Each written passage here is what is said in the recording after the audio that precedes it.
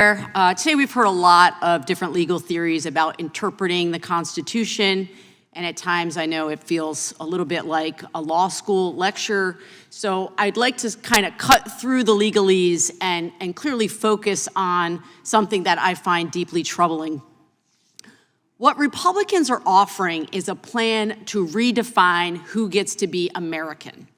And it's a big step towards a country where Americanness itself applies to only a privileged few, and a country where future and past generations are relegated to an underclass status. They're trying to stake out who is a real American, and it will leave a whole lot of people out. And this, I think, is a frightening road to go down. The arguments we've heard have been with us since our founding. As you pointed out, Professor Frost, the Dred Scott decision changed the common law understanding of birthright citizenship for all. It enabled slave owners to use the law to take away citizenship, to take away identity, to take away the freedom of Black people. The 14th Amendment and the Civil Rights Act of 1866 were a direct response to Dred Scott. The law grants citizenship to people born in this country, plain and simple. Yet here we are, over 150 years later, talking about how maybe the straightforward language of the law could possibly or should actually be used to deny citizenship for often people of color. Ms. Frost, did the framers of the 14th Amendment intend to extend birthright citizenship to the children of slaves and other non-citizens? Yes, the Reconstruction Congress could not have been clearer. They used clearer language, and their discussions that followed made this clear. They said, of course, they wanted to overrule Dred Scott, which included giving citizenship to all enslaved Americans, including those who had arrived illegally because they'd been illegally imported after the laws prohibited it. They were the illegal aliens of the day. The Reconstruction Congress said, we want them to have citizenship. The second group explicitly discussed was the children of immigrants, in particular, the children of Chinese immigrants. That was the intention of the Reconstruction Congress, and they achieved that through clear language. Thank you, through clear language. And citizenship was based on where you were born, correct? And not actually the identity of your parents. Of course. We are a country that doesn't visit the sins of the father on the child. We believe in the idea that all people born are equally American because they are born in the United States. Our Constitution rejected titles of nobility explicitly. We, of course, rejected a hereditary monarchy.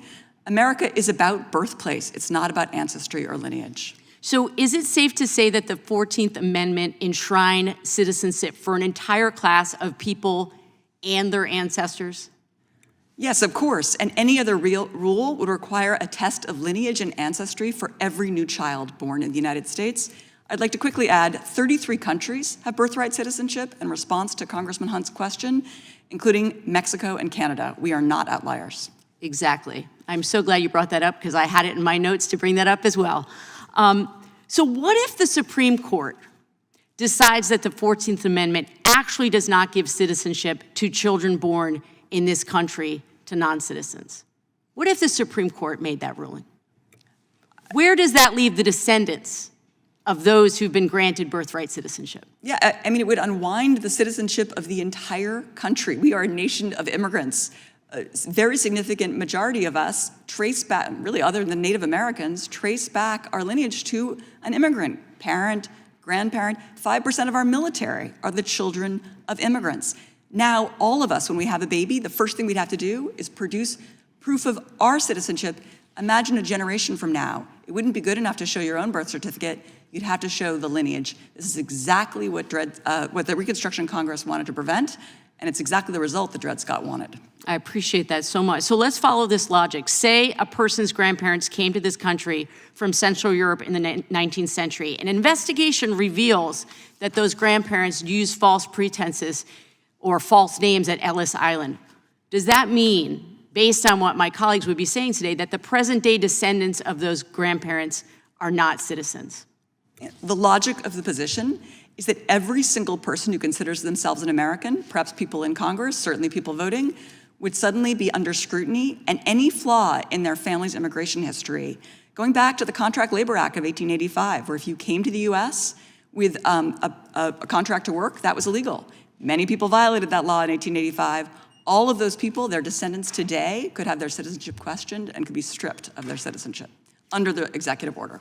Thank you. And if I could, in conclusion, because I see that I'm out of time, doing away with birthright citizenship is an intentional choice to give this president, I believe, massive power to dictate who is and who is not an American. I yield back.